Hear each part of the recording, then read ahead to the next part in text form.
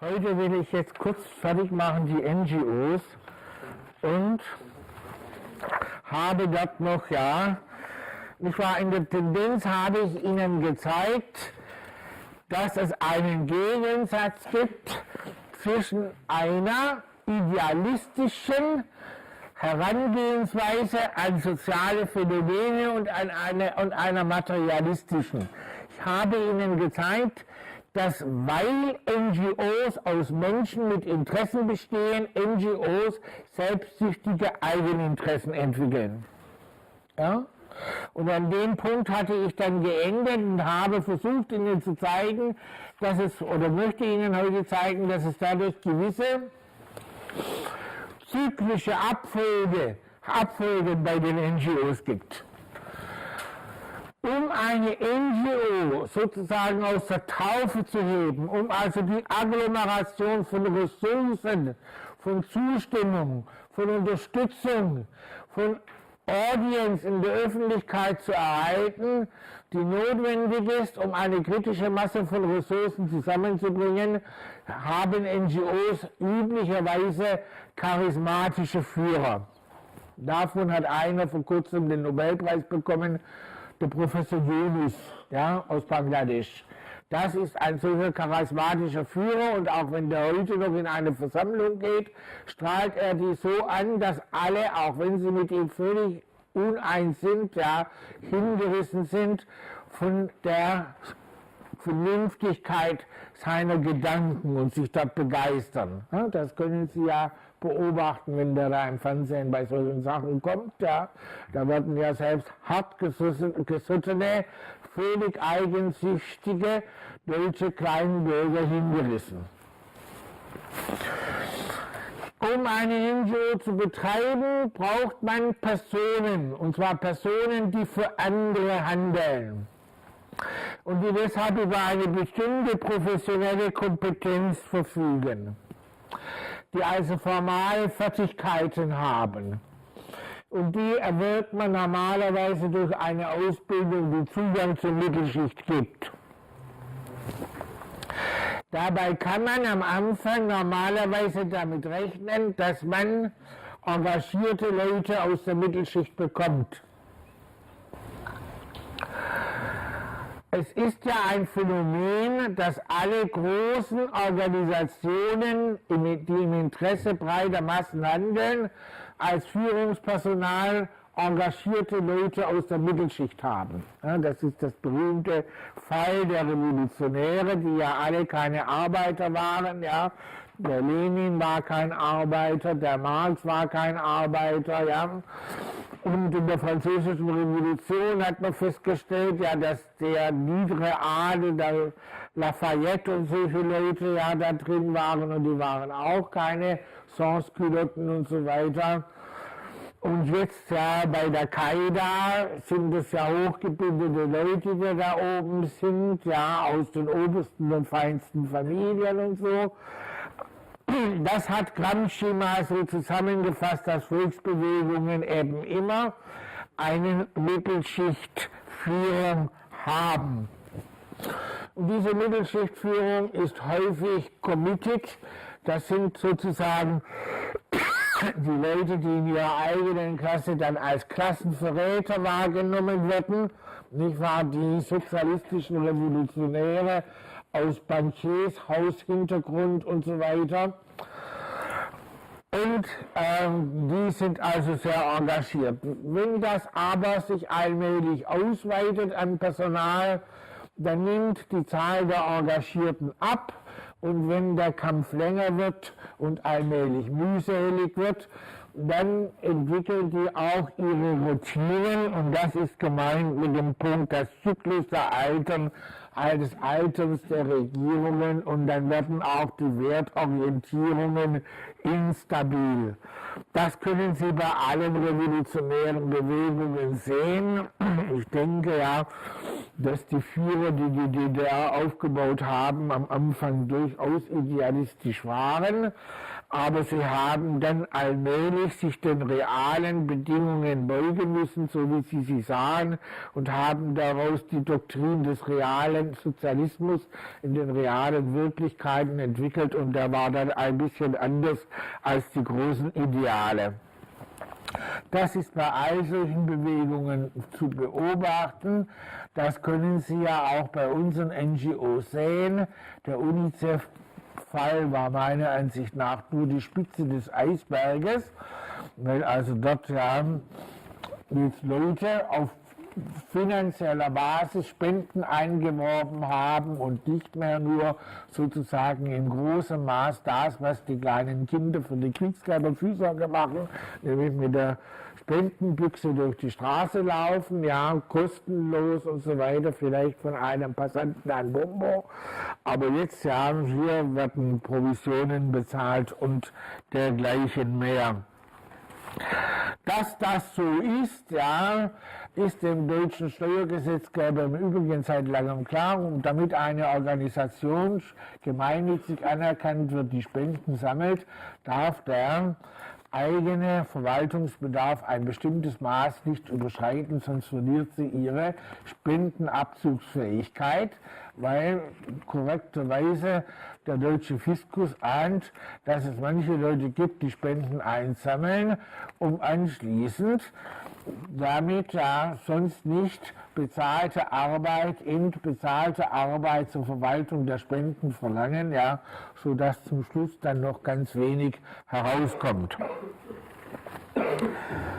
Sobald die Organisationen größer werden, bedürfen sie einer Professionalisierung. Das sehen wir bei all den Organisationen, eines Berichtswesens und der Bürokratisierung. Es gibt inzwischen auch Untersuchungen ja über die Zusammensetzung der großen internationalen NGOs, und die zeigen geringfügig niedrigere Einstiegsgehälter als der private Sektor, vergleichbare Qualifikationsprofile und deutlich höhere Einkommen als im öffentlichen Sektor weltweit.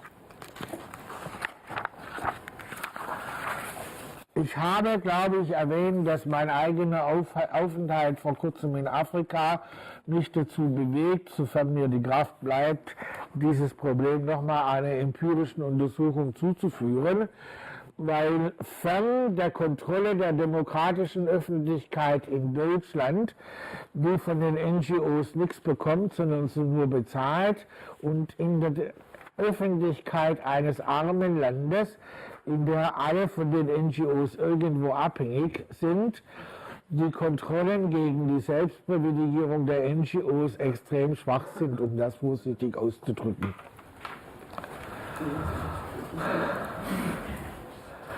Ich habe also einen extrem schlechten Eindruck über die NGOs und würde mit der Arbeitshypothese arbeiten, dass die Kolonialgesellschaften des späten 19. Jahrhunderts Waisenkinder waren gegenüber dem, was jetzt abläuft. Ich glaube, ich habe da Beispiele gegeben, habe davon erzählt. Ja, ich brauche das nicht, ja. Derzeit mache ich folgende interessante Erfahrung.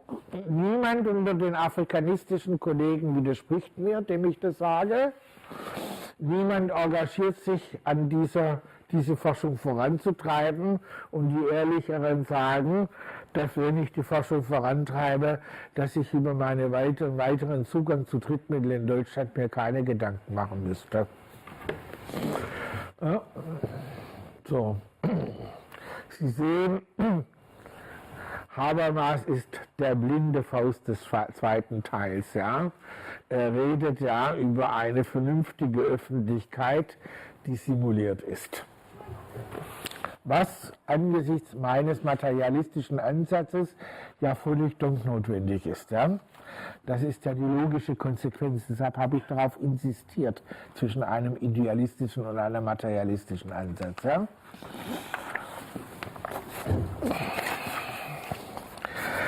Einige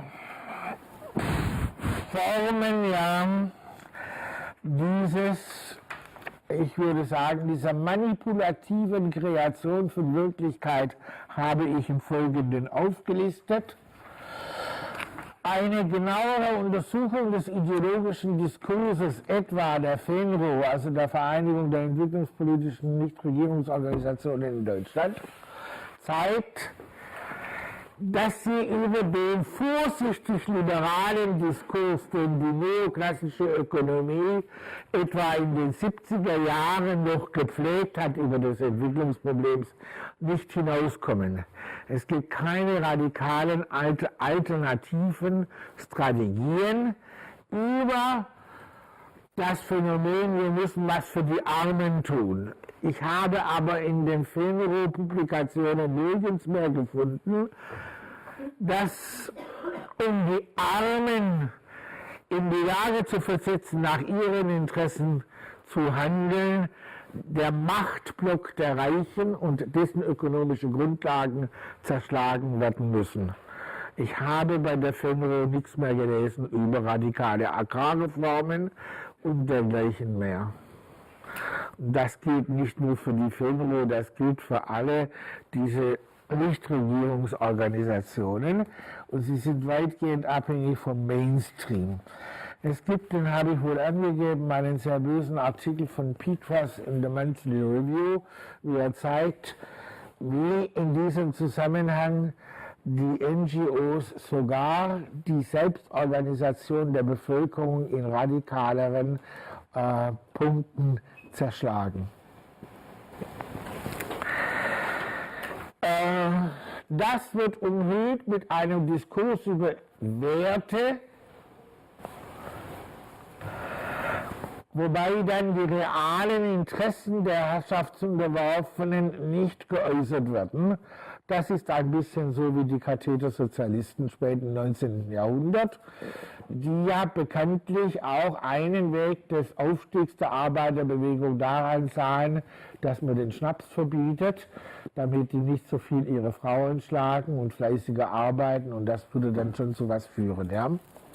Sie haben dort ja einen ganzen christlich-sozialen Aspekt in den späten 19. Jahrhundert, der sich der Arbeiterbewegung zuwendet, aber gleichzeitig deren moralischen Verfall sehr kritisiert. Worauf übrigens überall in Westeuropa die Arbeiterbewegung mit ihrem hohen Grad von Puritanismus reagiert, weil sie sich dem als unverschämt empfundenen Anspruch feiner Leute für sie zu sprechen, wie sie durch ihr Moral Improvement auch sich sozial verbessern könnten, entgegensetzen, wir sind aber schon anständig, aber immer noch arm. Das ist alles ausgerichtet auf Kooperation. Das entspricht sozusagen der neoklassischen Ökonomie. Die Grunddaten der Ökonomie können nicht verändert werden. Es kann nur verbessert werden, die Funktionsweise.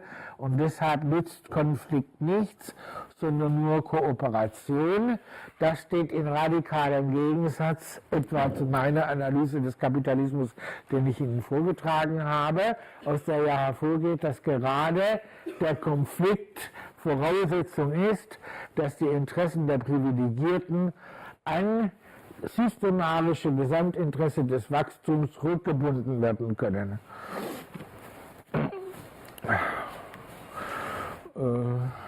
Es wird ja in der nächsten Welttrends ein Artikel zur Finanzkrise erscheinen, ja, also ich habe heute Nachricht bekommen, dass das jetzt okay sei, ja, wo nochmal stark darauf hingewiesen wird, dass wenn es in der Finanzkrise nicht gelingt, die Interessen der Reichen zu beschneiden, und das gelingt uns zurzeit nicht, und Sie sehen ja alle, dass es als geradezu unanständig angesehen wird, die Banken zu einer erhöhten Steuer heranzuziehen, um die öffentliche Verschuldung, die zur Errettung aufgenommen worden ist, rückzuführen. Ja?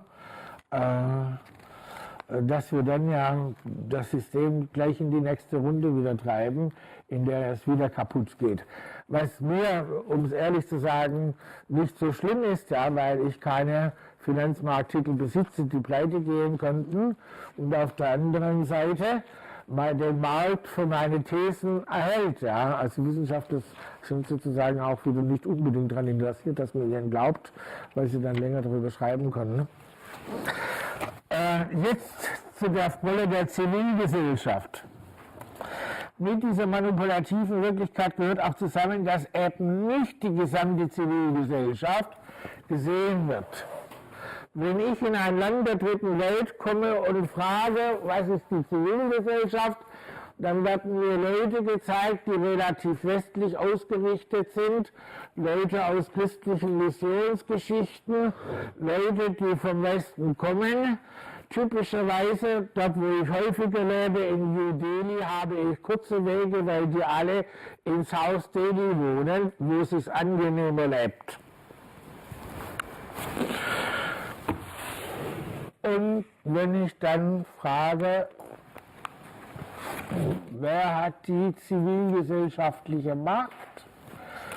Und wenn ich frage, wo unsere indische Partei, die Hinduisten, die BJP, ihre zivilgesellschaftliche Verankerung hat, dann wird alles völlig verschieden. Dann bekomme ich einen Zugang zu einer Zivilgesellschaft, in der Kastenorganisationen eine Rolle spielen, in der die verschiedenen Teile vernetzt sind über ökonomische Interessen, in der Tempelassoziationen eine Rolle spielen als soziale Umverteilungsinstitutionen, weil es um einen Tempel Leute gibt, die den erhalten müssen, und die werben Leute damit an, dass das, was dem Tempel gespendet wird, denn die Leute spenden ja dem Tempel, was zum Beispiel in Indien essen, das wird verteilt, die Armenspeisung, die ich beobachtet habe in Bhubaneswar, kommt dadurch zustande, dass die Bigotten alle mit ihrem Reis im Tempel laufen, der Priester den segnet und ihnen aber nur einen kleineren Teil wieder mit nach Hause gibt, weil eine Medizin ja nicht umfangreich genossen werden muss. Und den Rest des Reises, der wird den Armen, die hinter dem Tempel leben, dann verteilt. Ja? Also das sind alles solche Sozialorganisationen, die wir üblicherweise als Zivilgesellschaft bezeichnen. Und die existiert gar nicht. Der Staat Libanon besteht eigentlich de facto nur aus Zivilgesellschaft, denn der Libanon besteht nur aus Organisationen der verschiedenen Sekten, die de facto alle Bereiche des gesellschaftlichen Lebens übernommen haben und dazu nebenbei noch eine Armee haben. Aber wenn ich mir angucke, ja, was in solchen Büchern wie dem Herrn Merkel oder so, ja, dort über Zivilgesellschaft steht, dann ist das keine Zivilgesellschaft, weil die sich eben nicht in sein Landkartenschema reinpasst, das er braucht, ja, damit er seine etwas dünnen Bücher publizieren kann, die dann in Deutschland für wichtig angesehen werden, ja. Es gibt den Titel habe ich Ihnen genannt, von einem Zeylonesen, ein hervorragendes Buch über den Kampf der westlichen Zivilgesellschaft gegen real existierende Zivilgesellschaft in Peru, in Sri Lanka, wobei auch von Gewalt nicht zurückgeschafft wird.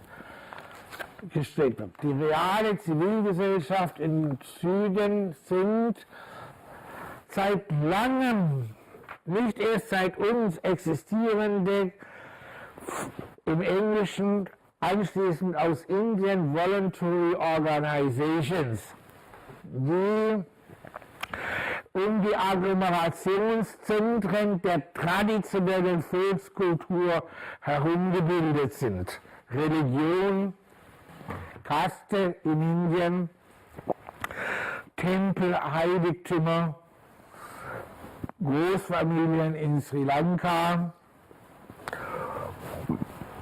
Unterstützungsorganisationen großer Familien, Beispiel, ja, eine Organisation, die als NGO in unseren Forschungen auftrat, entpuppte sich schlicht als Organisation des Clans eines lokalen Führers, und weil der Mitarbeiter, über die kein ganz positives Urteil in der Dissertation fällte, wir aber solche Dinge immer den Betroffenen vorlegen, landete beim Dekan der Universität Leipzig ein Schreiben dieses lokalen Chefs, dass die Doktorarbeit abgelehnt werden sollte, weil es so unfreundlich sei. Ja?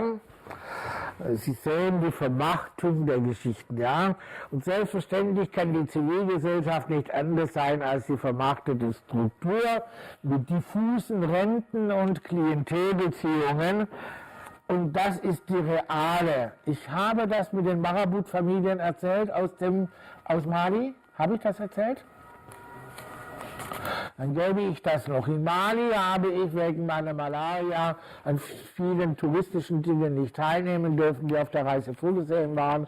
Und das war mein großes Glück. Deshalb, weil alle Intellektuellen dann mich besuchen kamen, dass ich mich hier einsam fühle. Ja. Und der Größte, von dem ich jetzt auch sogar noch einen ganz lieben Brief bekommen habe, als erster kam und da klappte es sehr gut, haben alle erzählt. Und da hat mir dann einer auch erzählt über die Zivilgesellschaft, wie das geht, ja, dass man als mittelloser Intellektueller eben eine NGO gründet und dann eine westliche NGO findet, die das für gut findet und dann kriegt man das Geld und dann kann man damit ordentlich leben und so. Und dann habe ich gefragt, ja, und was ist die Durchsetzungsmöglichkeit? Und da hat er mir beschrieben, das habe ich nicht erzählt mit den Ehegesetzen? Nein, das ja.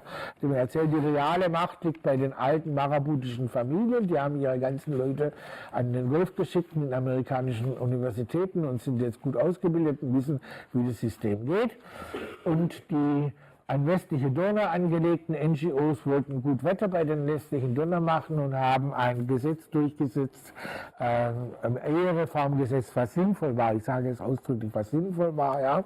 Das hat aber den Marabut-Familien nicht gefallen und als das Gesetz durch das Parlament alles durch war und ratifiziert war, also Gesetz war, haben die eine Demonstration in Mali mit 50.000 Leuten. Das ist sehr viel, weil das Land ja 4-mal so groß ist wie Deutschland und also die nun nicht ja alle dahin fahren können. Und die 50.000 Leute haben da demonstriert und daraufhin hat der Staatspräsident ohne weitere Beschlüsse das Gesetz zerrissen. Ja. Das heißt, der ganze westliche, in unseren NGO-Berichten als Erfolg der Demokratisierung verzeichnete Prozess war offenbar nur eine Fassade. Ja. Die reale Zivilgesellschaft liegt dort bei den eigenen Familien, liegt in anderen Gesellschaften außerhalb Afrikas, etwa in Indien nicht mehr bei den alten Familien, weil dort im Rahmen dessen, was ich noch erzähle, mit den neuen kulturell-identitären Bewegungen, untere Mittelschichten nach oben steigen und so weiter. Ja. So, und diese real existierende Zivilgesellschaft ist kulturell westlich. Was ja völlig normal ist, ja, denn wie würden Sie hier ja Fußballvereine und sonstige Vereine organisieren können, wenn Sie die Beherrschung der chinesischen Sprache zur Voraussetzung machen würden, um eine gewisse Diglossie mal zu charakterisieren, weil Englisch ist ja für die auch sehr verschieden, ja. Die leben in dieser Kultur und unsere NGOs leben in der Vorstellung, dass die reale Welt die Welt sei, die Englisch redet. Ja. Ich habe selten NGOs gesehen, die lokale Sprachen sprechen können. Eigentlich nie, ja, um es ehrlich zu sagen. Ja. Und das geht ja auch nicht. Sie können ja in Deutschland in die NGO eintreten, ja, ohne irgendeine außereuropäische Sprache zu kennen. Ja. Das ist ja bei uns immer noch nicht Voraussetzung. Ja.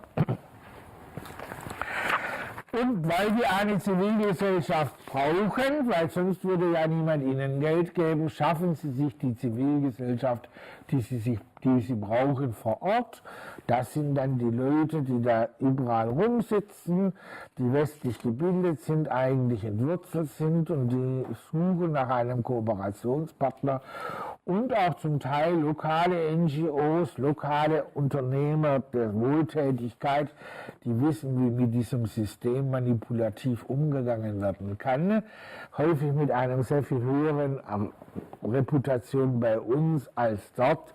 Das lässt sich dann oft zeigen, da gibt es dann den ja als buddhistischen Mönch, aber unter deutlichem Verstoß gegen Kleidungsregeln eines buddhistischen Orden gekleideten Mönchs, der aber so aussieht, wie wir uns den ja auf unserer Theaterszene erwarten und den wir dann alle anbeten und so weiter und als Guru empfinden und der dann irgendwelche lächerlichen Sätze aus irgendwelchen buddhistischen Schriften erzählt, die dann bei uns in den Büchern Einführungen in den Buddhismus dann vorkommen und das Herz der Alternativen wärmen, die dann alle glauben, dass wenn sie sich ruhig auf einen Stuhl setzen und die Füße zusammenschlagen, dass sie den Anfang der meditativen Fähigkeiten erreicht haben und dann anschließend irgendwo in ein Ashram nach Indien gehen, wo sie auch nur westliche zivilisationsmüde Menschen treffen und keinen einzigen lokalen buddhistischen Meditator. Ja, also ich kenne kein tibetisches Kloster, in der westliche Leute tatsächlich drin waren und ich habe noch von keinem Ashram gehört, wo außer dem zentralen Guru und seinen unmittelbaren Helfershelfern lokale Mönche, die eine normale Mönchsausbildung durchgangen haben, sind. Ja. Und da das auch nicht interessiert, weil wir sind ja nicht real an diesen Gesellschaften interessiert, fällt es auch niemand auf. Ich bin mir sicher, dass wenn ich das hier erzähle, ja, dass das zum völligen Widerspruch der gebildeten Elite dieses Landes führen würde, die mich als einen völligen Hotzenplotz, der alles zerstört, an Öffnung zur Kultur, die bei uns jetzt schon erreicht ist, wahrnehmen würde. Ja. So. Die NGOs arbeiten eng, und das ist mein nächster Punkt, sie arbeiten eng mit den internationalen Organisationen zusammen. Sie sind ihre Geldgeber.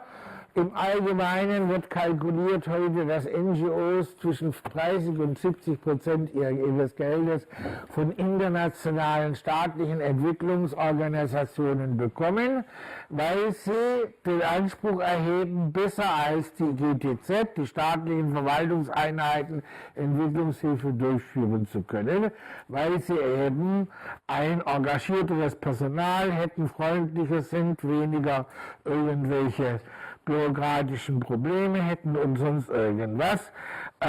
Das ist teilweise richtig. Es gibt aber eine Habilitationsschrift in Berlin von Bertolt Kuhn, auch einer meiner Schüler, der sehr schön zeigt, dass das nur für Teilbereiche der Politik zutrifft, dass die NGOs in vielen anderen Bereichen staatlichen Organisationen deutlich an Professionalität und Effizienz unterlegen sind. Ja?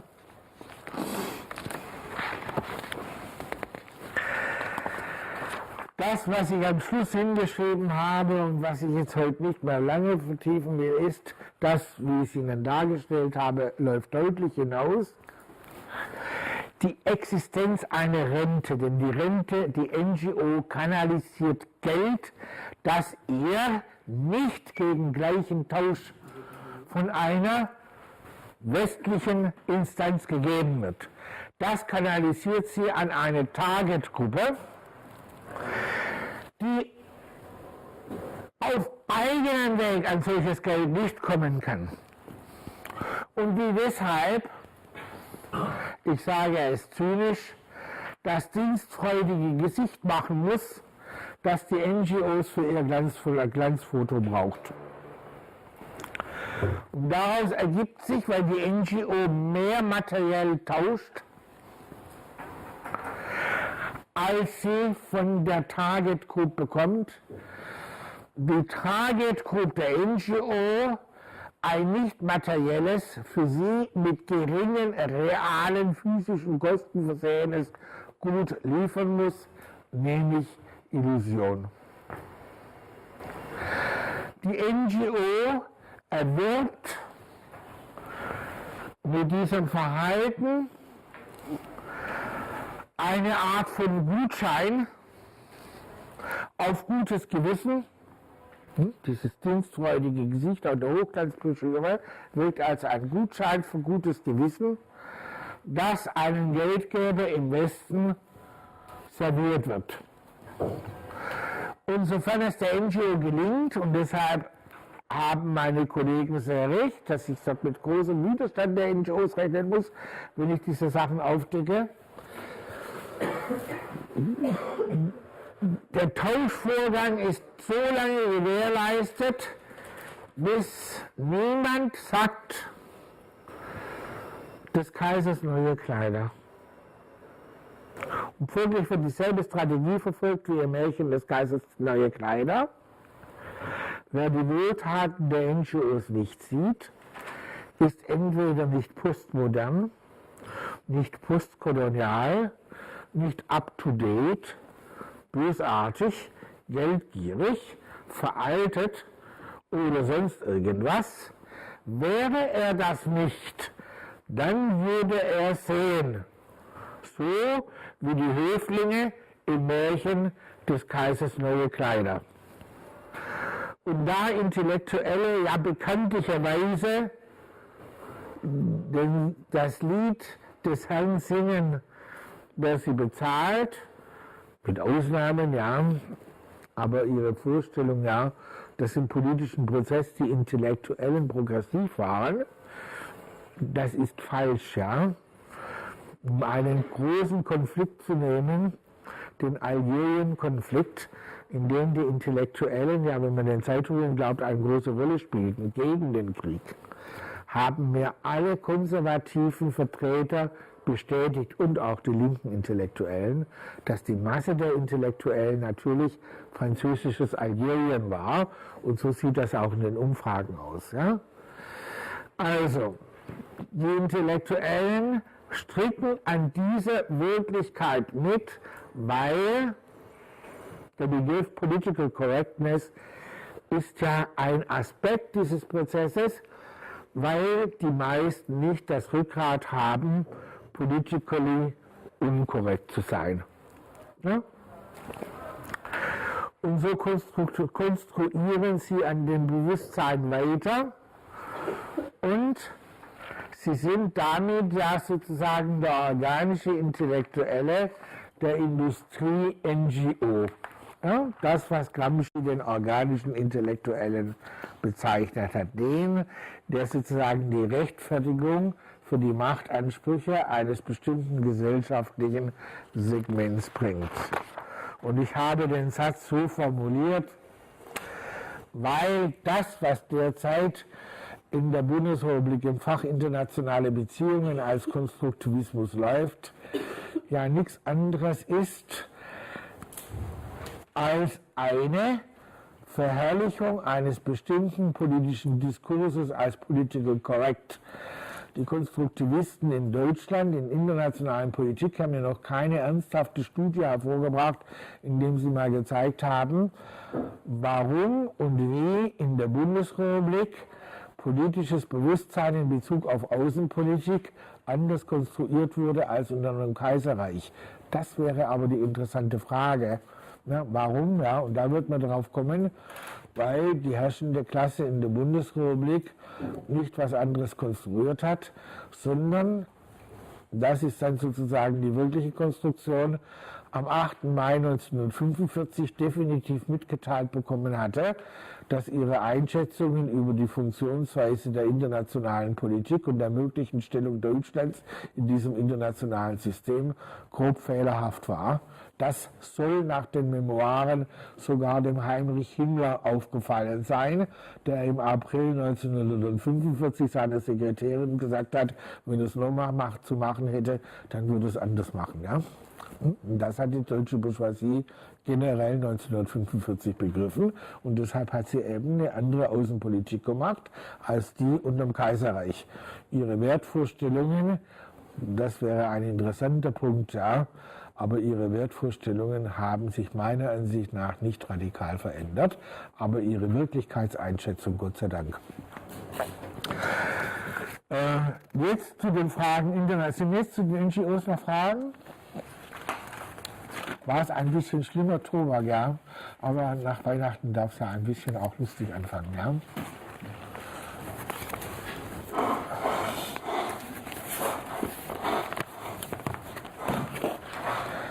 Solange Sie nachdenken, ja, ein ganz wichtiger Aspekt realistischer, politischer und sozialwissenschaftlicher Wissenschaft ist, hinter den Schein der Meinungen zu gucken. Denn eine der wichtigsten Fähigkeiten, die die Menschen mit der Sprache entwickeln, ist die Kreation eines Scheines zur Täuschung anderer. Ja?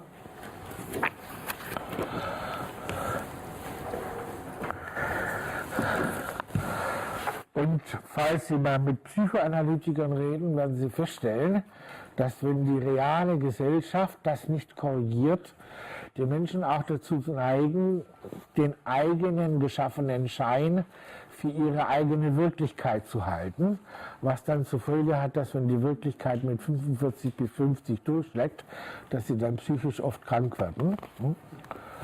Das ist sozusagen der Mechanismus.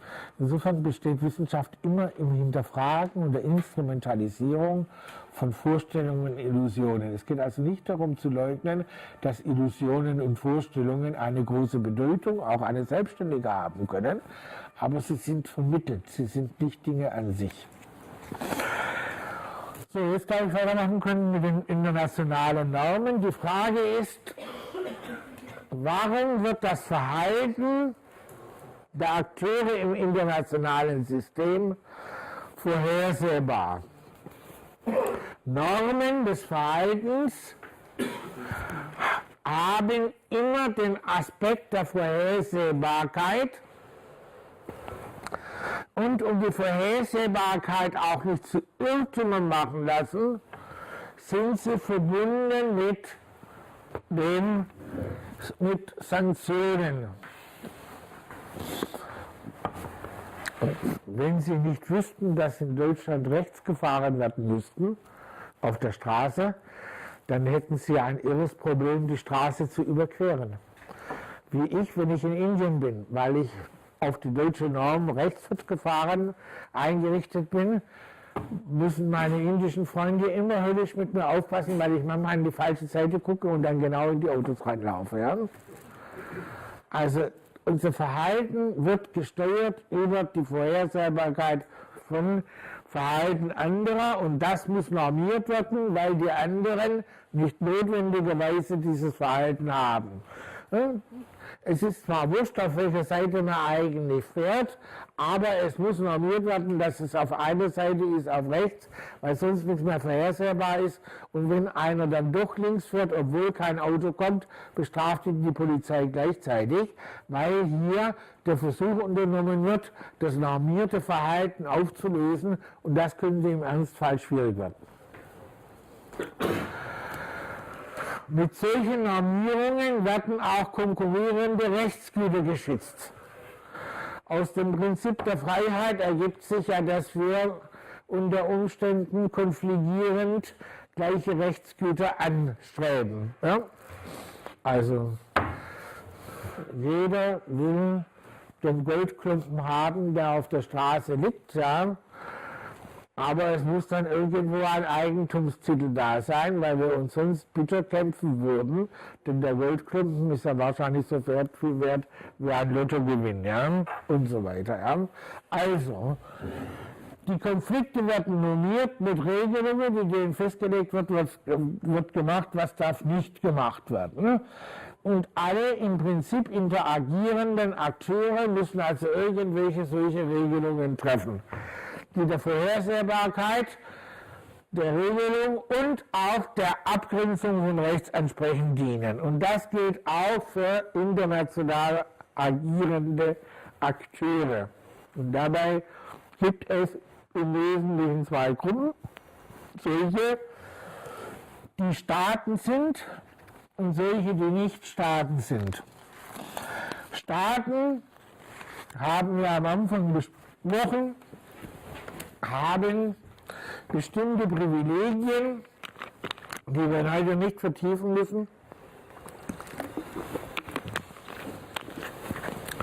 aber müssen irgendwo ihre Beziehungen untereinander regeln, weil sie ja souverän sind, wenigstens rechtlich, und deshalb über ihnen niemand steht, der ihnen Anweisungen geben kann. Dazu gehört das allgemeine Völkerrecht, das ist eine Reihe von Prinzipien, die sich aus dem Begriff der Souveränität ableiten, vorhanden, und dazu gehört das Völkervertragsrecht, das heißt Recht, das erst durch Verträge, das die Staaten bindet,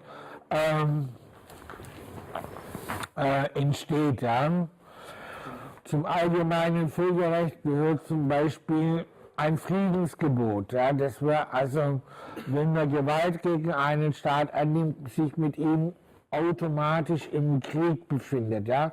Dazu gibt es keine Verträge. Es steht nirgends in Verträgen drin, ja, ein Staat darf Krieg führen, wenn er angegriffen ist. Ja. Das, was in der Charta der Vereinten Nationen steht, dass er das darf, steht ja extra als Erklärung drin, dass, obwohl der Krieg verboten ist, darf er es, wenn er angegriffen wird. Ja? Da zählen Sie sozusagen Völkerrechtsnormen, die dem Vertragsrecht zuvorgehen. Es gibt Völkerrechtsnormen, ja, die in der Grauzone zwischen Vertragsrecht und Völkerrecht stehen. Das sind Dinge, die sich aus der Logik des Verhaltens untereinander ergibt. Dazu gehört zum Beispiel die Unversehrtheit der Boten, also Botschafter der Gesandten. Ja. Wenn man diese Unversehrtheit aufhebt, ja, dann kann man nicht mehr miteinander reden. Ja. Daraus ergibt sich das Prinzip der weißen Fahne. Der Parlamentär mit der weißen Fahne wird geachtet, ja, obwohl es ursprünglich darüber keine Verträge gibt.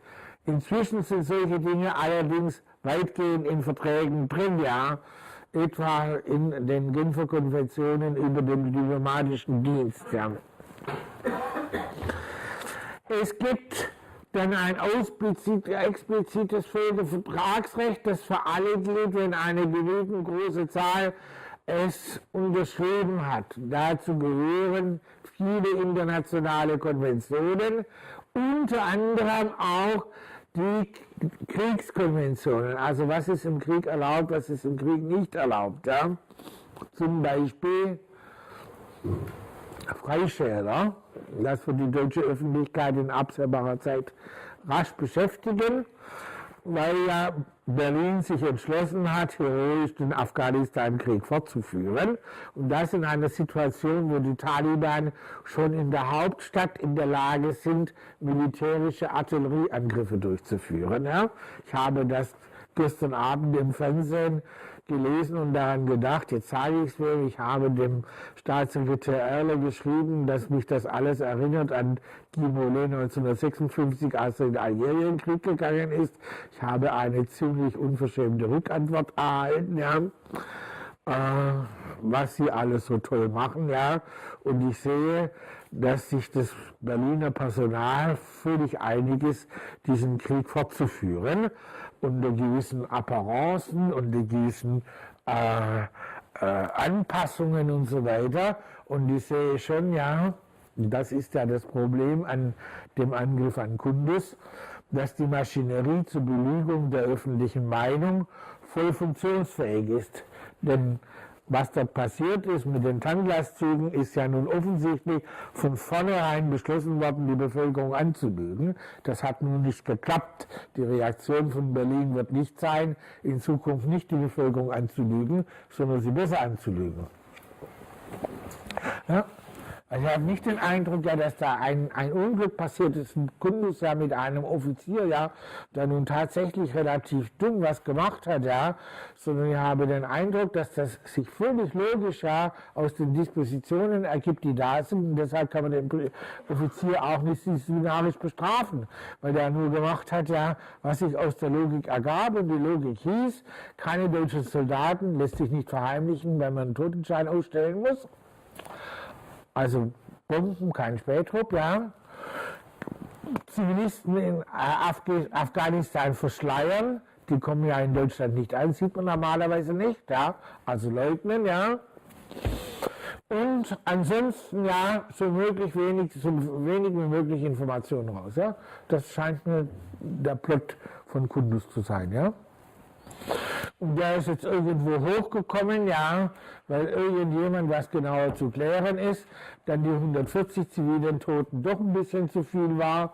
Offenbar bei den Amerikanern daran lag zu zeigen, dass die Deutschen blöd waren und sie es nicht waren. Ja, das sind übliche Rivalitäten zwischen Streitkräften. Ja, so, und damit ist es dann nach oben gekommen. Und mit welcher langsamen Weise. Ja. Deshalb sage ich Ihnen, Beschäftigung mit dem Kriegsvölkerrecht bei bewaffneten Aufständen ist sinnvoll, ja, denn das wird Sie ja die nächsten 2 Jahre, da werden Sie eine gewisse Expertise entwickeln müssen, ja, weil das in Ihrem Fernsehen wohl noch öfters kommt. Wenn ich Unrecht habe, bin ich froh, dann müsste die Bundesregierung den möglichst raschen Abzug bringen, ja, ich sehe das aber nicht, ja.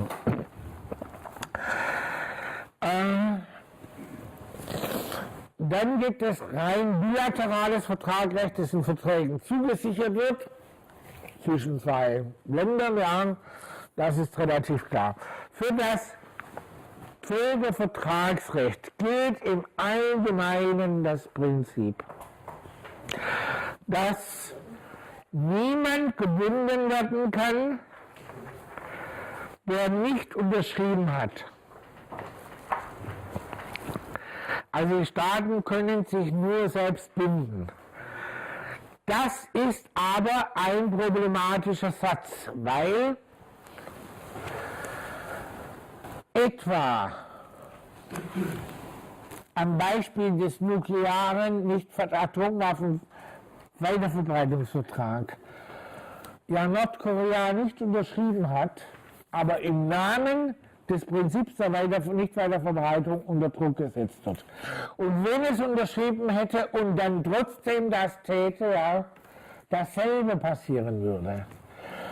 Das heißt, es gibt eine Tendenz der übergroßen Mehrheit der Staatengemeinschaft, Vertragsnormen auch nicht Unterzeichnern aufzuzwingen, indem die entweder gezwungen werden zu unterzeichnen oder ihr Verhalten als sonst Gefährten dargestellt wird, das die Intervention gerechtfertigt. Das ist eines der rechtlichen Aspekte des Problems mit dem Iran. Ja? Also kann man den Iran auch zu solchen Arten des Verzichtes auf friedliche Nutzung zwingen, die ihm eigentlich zustehen würden, nur deshalb, ja, weil da eine Gefahr ist, er könnte es auch anders machen. Ja? Und da ist letztlich, wenn die Großmächtegemeinschaft derselben Meinung ist ein kleines Land in großen Schwierigkeiten. Und das ist das, was der Iran zurzeit ja als Problem hat. Daraus entstehen nun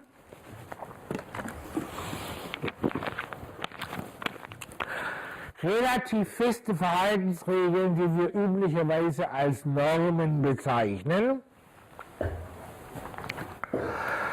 Und die entweder einklagbar sind oder nicht einklagbar sind. Ja?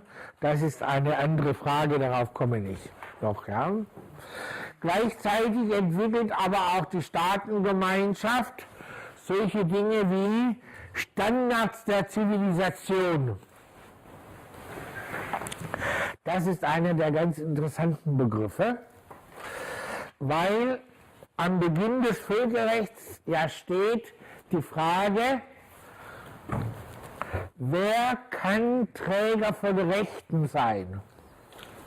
Affen nicht. Ameisen nicht, die haben Staaten. Affen sind menschenähnlich. Ja? Frage, sind Angehörige anderer Kulturen Rechtsgenossen? Hochinteressanten der europäischen Geschichte, nämlich haben die Wilden Eigentum am Land, das wir entdecken. Wenn sie Rechtsgenossen sind, ja. Wenn sie nicht Rechtsgenossen sind, Barbaren, nein. die Lösung der katholischen Soziallehre unter Las Casas war ja ein bisschen, vielleicht auch mehr, aber das mehr dürfen wir ihnen wegnehmen, weil wir ihnen die Segnung des Christentums gebracht haben.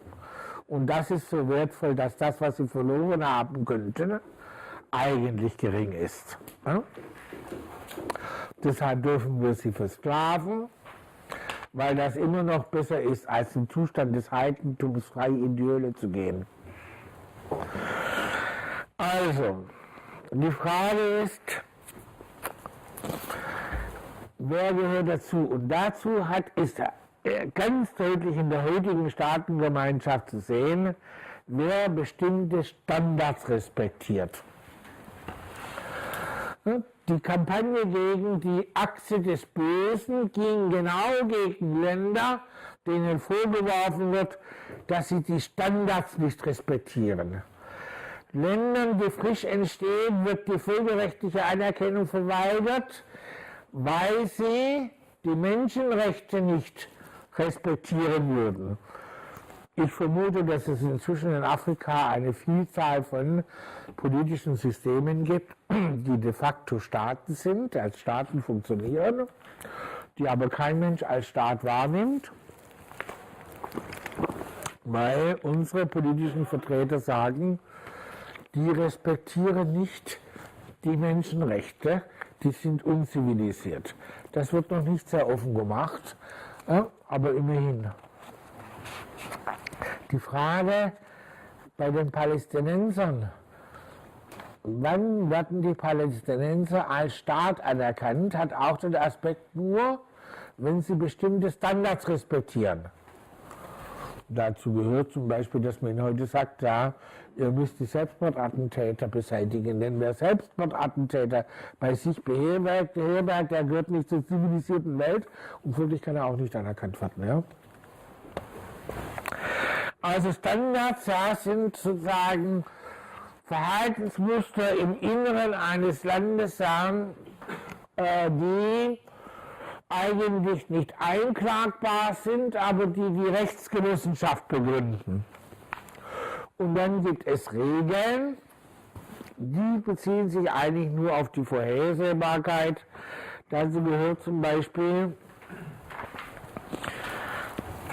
also wir nehmen den dümmsten Fall, weil er irrelevant ist, da die Welt ja so beschaffen ist, dass wenn man von einem Land zum anderen fliegt, das überfliegen muss, ist es üblich, dass wenn ein Staatschef ein Land überfliegt, dass er eine Grußadresse an das Land abgibt. Ja? Wenn er das nicht abgibt, dann gilt es ja als deutliches Zeichen des Missfallens. Ja? Und es gibt eine Vielzahl von Regeln, wie man sich verhält, ja? Dass man zum Beispiel informiert, wenn bei einem Jahr eine Naturkatastrophe ist, dass der andere sich schneller vorbereiten kann. Dass man, Beispiel, ein Atomwerk Temelin hat ein Problem, dann gilt es als normal, dass die Tschechische Republik, Österreich und Deutschland informiert, dass Temelin ein Problem hat, damit die sich darauf einrichten können. Ja? Also dieses ganze Geflecht zu befolgen, ist notwendig, damit Staaten voneinander eine Wahrnehmung haben, dass sie sich auf die grundlegende Friedfertigkeit verlassen können. Zu den Regeln gehört übrigens auch, dass man nicht offen lügt. Ja? Also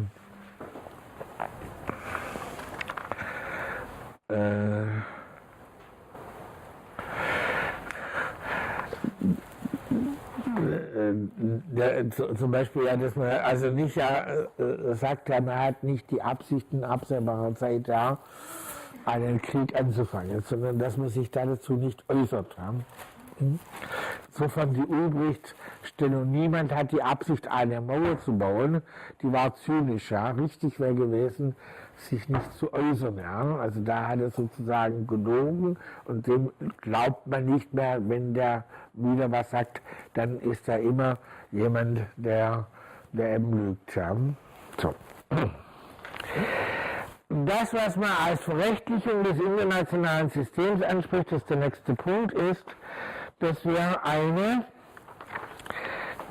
Ausweitung der internationalen Konventionen haben, also das Völkervertragsrecht,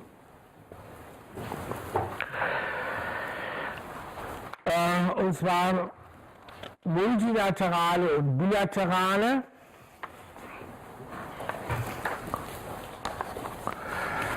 Also die ganzen Klimakonventionen, die ganzen Umweltkonventionen sind dazu zu nennen, ja. Die ganzen Abkommen, ja, über Produktionsstandards und so weiter. Das ist ganz sicher im Bereich der Europäischen Union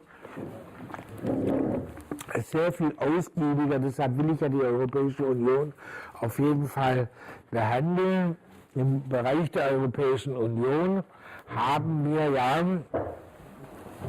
inzwischen eine europäische Normierung der Produkte, ja, also da komme ich noch drauf, aber wir haben ja keine deutschen Normen mehr, wie Spaghettis zu machen sind, ja. Nicht wahr, die Deutschen hatten traditionell die Vorstellung, dass die Spaghetti mit Ei sein muss. Das finden Italiener für furchtbar. Und deshalb hat die Europäische Union normiert, dass die Spaghetti ohne Zusatz, also wo nicht mit Ei dran steht, ohne Ei sein müssen. Und die Deutschen müssen die Spaghettis extra Eierspaghetti nennen, ja. Und es gibt einige andere solche Sachen, wie zum Beispiel, was in der Salami drin sein darf und so, ja. Und, kurzum, ich komme da noch drauf, falls ich vergessen sollte, ja. Es gibt da in Europa daraus ja eine Regelung, ja, dass wegen der Vielzahl der Normen jedes Produkt sicher im anderen Land ist, das in einem der Länder als sicher gilt. Ja. Das ist das wichtigste Urteil. Damit sind alle Versuche unterlaufen, nationale Normen einzuführen, weil das Urteil heißt Cassis de Dijon. Da hat die Firma Cassis durchsetzen wollen, ja, dass bestimmte Dinge im Cassis nur sein dürfen und andere in Europa gar nicht verkauft werden darf. Und da hat der Europäische Gerichtshof entschieden, nein, wenn das sozusagen sicher ist in einem der Länder, dann ist es überall sicher. Und damit haben sie erst die Freiheit des Warenverkehrs, sonst hätte jeder ja gesagt haben, sicher ist nur dieses Produkt. Ja. Wir haben also eine wachsende Ausweitung solcher Normen, multilateral und selbstverständlich auch bilateral. Der zweite Punkt ist mir wichtiger. Wir haben einen wachsenden Eingriff des Völkervertragsrechts in innere Angelegenheiten der Staaten. Dazu habe ich den Atomwaffensperrvertrag gemacht. Im Atomwaffensperrvertrag verpflichten sich ja die Länder nicht nur, dass sie keine Atomwaffen entwickeln, sondern sie verpflichten sich, dass Inspekteure auf ihrem Gebiet auf Antrag von anderen Ländern alles ausspionieren dürfen, dass man denen alles zeigen muss, dass man da nichts verstecken darf und so weiter. Ja? Oder bei den Klimazielen. Da verpflichten sich die Staaten, bestimmte Dinge als Vorschriften im innerstaatlichen Recht einzurichten, ja, und dass bestimmte Leute bestimmte Dinge nicht mehr machen dürfen, dass man Kühlschränke mit FCKW nicht mehr herstellen darf und dass wer das herstellt, dass der strafbar ist, weil er gegen eine Industrieproduktionsnorm verstößt und so weiter. Also, das Völkervertragsrecht greift immer mehr ein in das nationale Recht. Es gibt einige ganz umstrittene Bereiche, ja, wie zum Beispiel bestimmte Normen, Arbeitsnormen, Beispiel ja Kinderarbeit, ja. Was ist Kinderarbeit? Ja? In den meisten vorbürgerlichen Familien arbeiten Kinder, also auch in der deutschen Bauernfamilie. Also als ich ein kleines Kind und bei meiner Tante auf dem Bauernhof habe arbeiten müssen, ja, ist es Kinderarbeit. Meine Tochter heute würde das als Kinderarbeit ansehen. Ja. Ist das Mithelfen eines 8-Jährigen im Handwerksbetrieb seines Vaters Kinderarbeit? Ist es im Handwerksbetrieb seines Onkels Kinderarbeit? Ist es im Handwerksbetrieb eines dritten Kinderarbeit? Ja? Also schon die Definition, was Kinderarbeit ist, ja, ist ein Problem. Ja. Und so weiter und so fort. Ja. Sie sehen ja, im Rahmen ja, der Globalisierung von Konkurrenz entsteht ein Interesse an Eingreifen ja, in bislang immer innerstaatliche Regelungen per Instrument des internationalen Vertragsrechts oder des internationalen Konventionsrechts. Ja. Das Ausweiten des internationalen Privatsrechts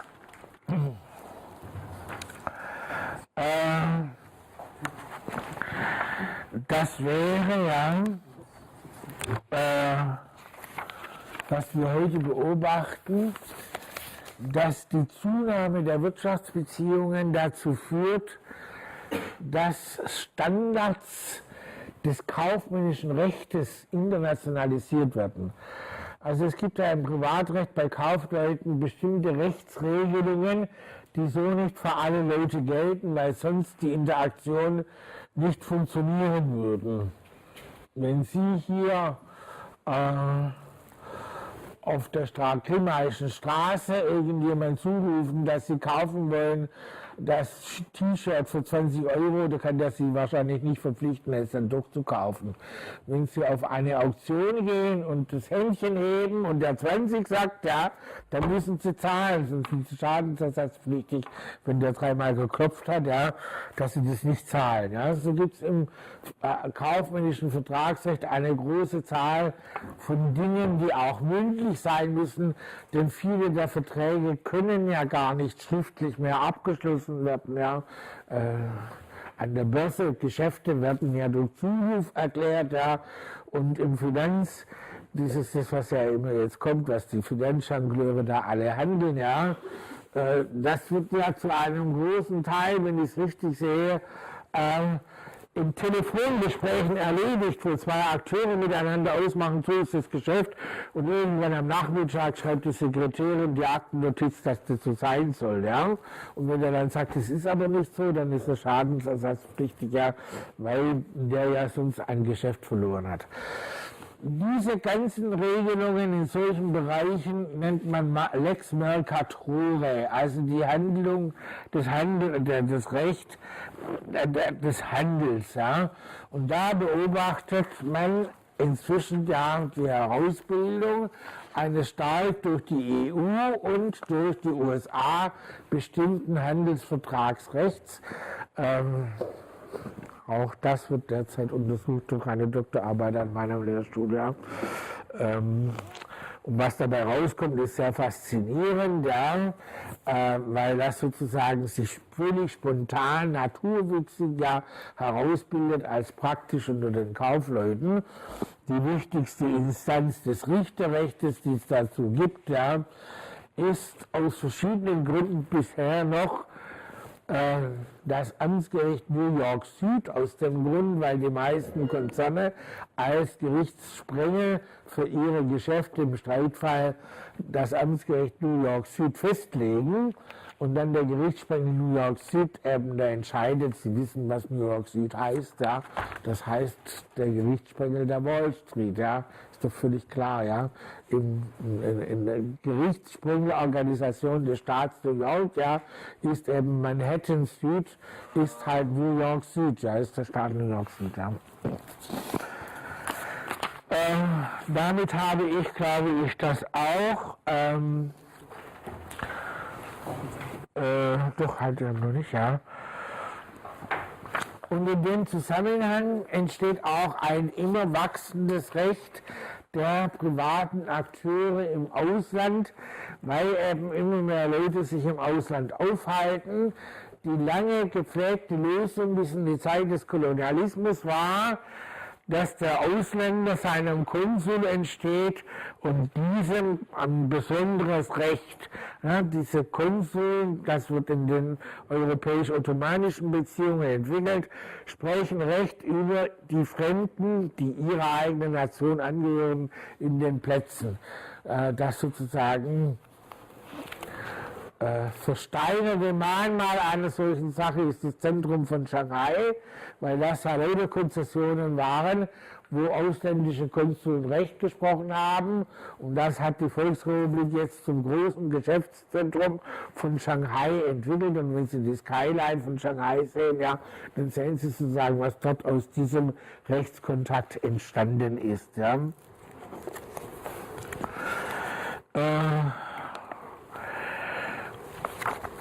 Dazu gehören dann ja auch noch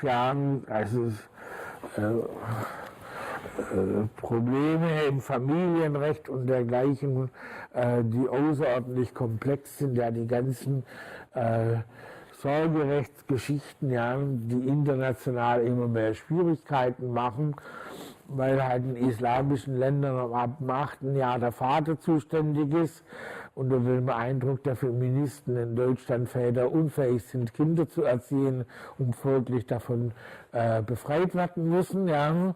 Und dann entsteht natürlich ein Konflikt. Ja.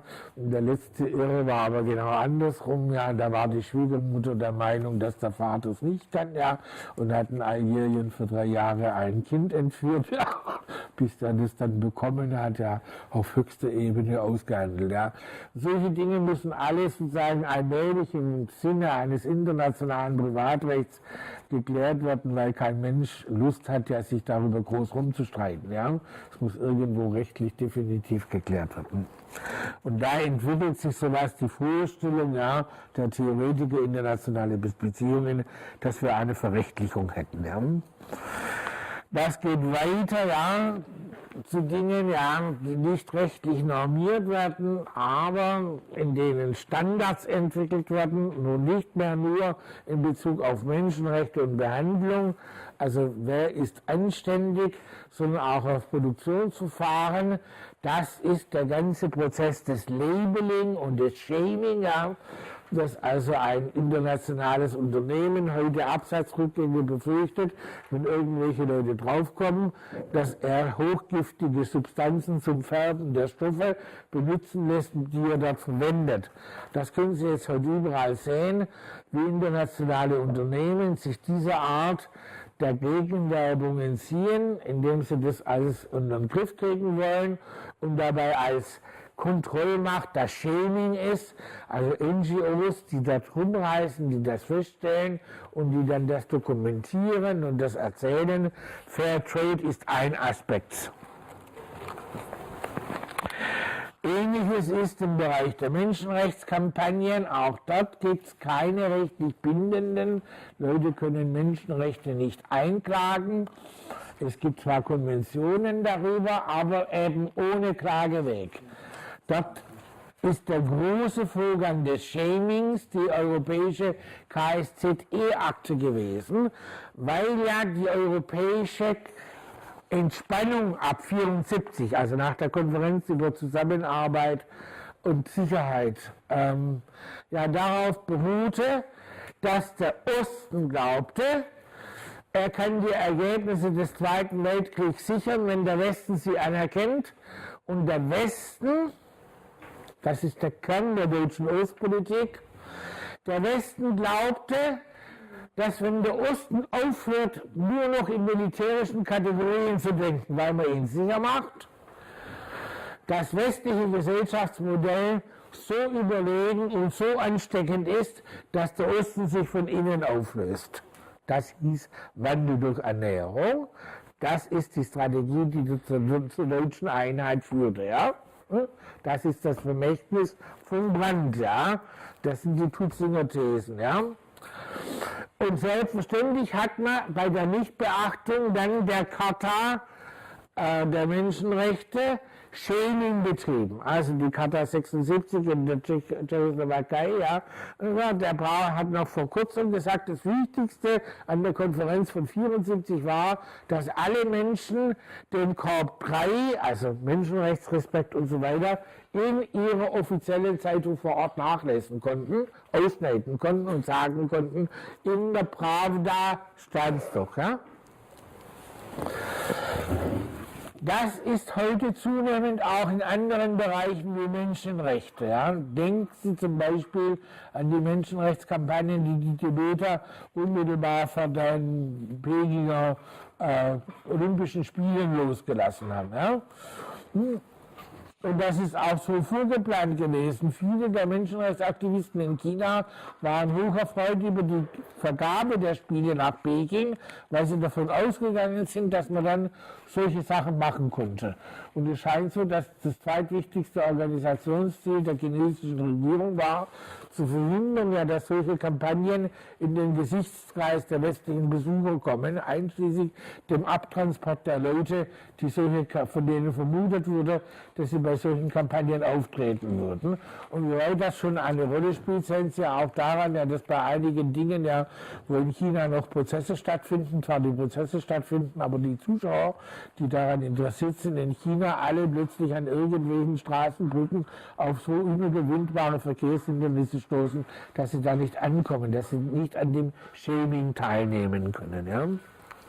Also es gibt sowas ja wie eine internationale öffentliche Haltung. Das nächste mit Informationsverhalten, Zieldefinition habe ich gesagt. Ja. Ich gehe jetzt also den NGOs und Aktivisten als Speerspitze. Das, was ich jetzt beschrieben habe bei dem Shaming, ja, als sozusagen der breit gestreuteste Prozess der Normbildung, da spielen dann die NGOs eine große Rolle, eine führende. Also zum Beispiel, ja, Greenpeace, ja, mit den ganzen Walfanggeschichten, Amnesty International, ja, wie heißt die Korruptionsgeschichte, ja, die der Sohn vom Transparency International und dergleichen. Ich möchte am Schluss noch kommen, ja, über die Judikative. Nur die Normen, die vertraglich vereinbart sind oder die als Bestandteil des Völkerrechts gelten, die ersten sind, ja, sind Bestandteil der Gerichtsbarkeit. Für solche vertraglichen oder andere Normen gibt es den Haager Gerichtshof. Das ist eine relativ bekannte Sache.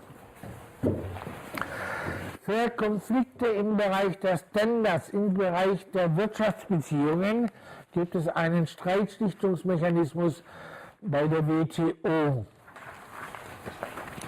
Dieser Streitschlichtungsmechanismus macht aber schon deutlich, und deshalb habe ich ihn als ersten gebracht, wie schwer die Durchsetzung von internationalen Normen ist. Es gibt zwar ein vertragliches Verbot, nicht-tarifäre Hindernisse einzuführen. Das Land, das betroffen ist, kann aber nur erreichen, dass seine Gegenmaßnahmen strafbar bleiben. Also man geht zur WTO und sagt, ich leide, weil die ihren Markt zumachen. Dann sagt die WTO, ja, die sind böse, du darfst dasselbe tun, ohne dass dir was passiert. Jetzt versuchen Sie ja mal vorzustellen, Sierra Leone bedroht die Vereinigten Staaten durch eine Blockierung des Sierra Leonischen Marktes. Ja? Daraus ergibt sich ja eine große Diskussion, was mehr. Der dritte Aspekt der Durchsetzung, der betrifft, können bestimmte Normen, etwa des Kriegsvölkerrechts oder dergleichen, Menschenrechte, können die justiziabel gemacht werden außerhalb der nationalen Gerichtsbarkeit. Darum geht es heute beim Internationalen Strafgerichtshof. Ich habe die letzten Punkte sozusagen zur Frage wie das geht. Und da ist, wenn man den Internationalen Strafgerichtshof nimmt, ja eines offensichtlich. Erstens, die Großmächte sind nicht bereit, die Gerichtsbarkeit über ihre Staatsbürger nach außen zu übertragen. Ich gehe also nicht davon aus, dass der Strafgerichtshof für die USA, China, Russland und vielleicht auch Brasilien und Indien auf keinen Fall ja gelten wird. Die Kleinen sind zwar an einer Ausweitung der Verrechtlichung des internationalen Systems interessiert, aber, und jetzt kommt der große Aberpunkt, sie würden damit ihre Souveränität Mehrheitsentscheidungen übergeben. Und auch kleine Staaten sehen heute im von allen Staaten verfolgten Ziel der Bewahrung der Souveränität als dem obersten Schutz der Staaten eine größere Sicherheit als in dem, was ein internationales Gericht für sie tun kann. Und deshalb glaube ich, dass es keine breite Bewegung geben wird, die internationale Gerichtsbarkeit auszuweiten, außer in funktionalen Bereichen. Dabei kann ja solche Dinge wie die Kriegsverbrechen und dergleichen eine Rolle spielen. Und zwar einfach deshalb,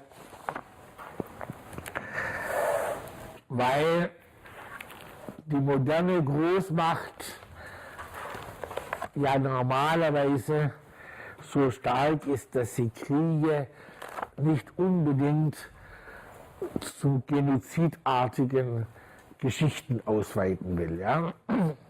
Der Genozid ist ja nicht das unmittelbare Ziel kriegerischer Politik großer Mächte. Das Ziel großer Mächte ist ja nicht die Vernichtung des Gegners, sondern im Clausewitzschen Sinne, dem Gegner klarzumachen, dass er gut tut, meine Ziele als seine zu betrachten. Ja, das ist die Definition des Sieges bei Clausewitz. Ja? Weil er dann auch noch wertvoller ist, als wenn er vernichtet sein würde. Ja? Kleine Mächte, wie zum Beispiel Milosevic in Albanien, konnten nie damit rechnen, die Albanier davon zu überzeugen, sich plötzlich als Serben zu fühlen. Also kleine, schwache Mächte neigen zu genozidartigen Strategien.